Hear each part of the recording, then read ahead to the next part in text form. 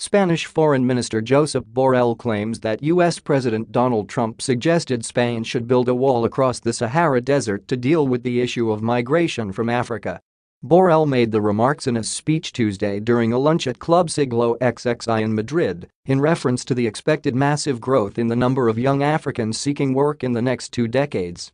He did not specify where Trump had spoken, but described it as happening recently. "You need to build a wall around the Sahara," Trump said, according to Borrell.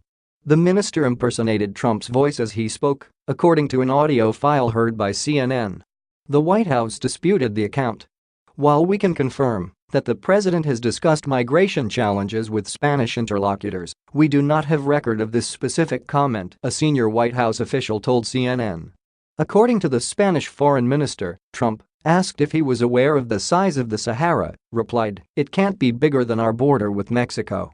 Borrell continued, "Well, yes, it is way bigger than the border with Mexico, and in any case it wouldn't be very useful to do that."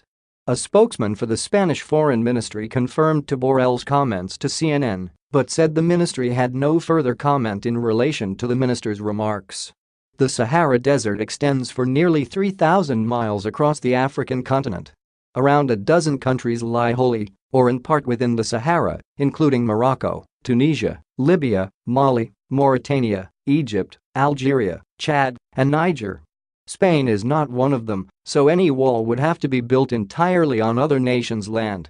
The US-Mexico border is a little under 2,000 miles long. Trump was elected in 2016 having campaigned on a promise to build a wall along the United States southern border, which he said Mexico would pay for.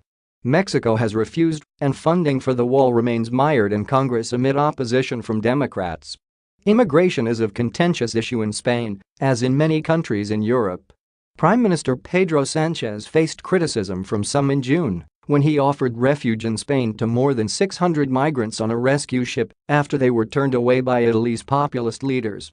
More than 33,000 migrants have arrived in Spain by sea so far this year, according to the International Organization for Migration, a UN agency.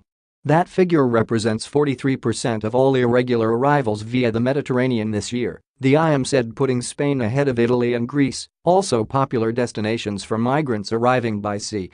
Spain also has 2 tiny northern African territories which border Morocco, Ceuta, and Melilla.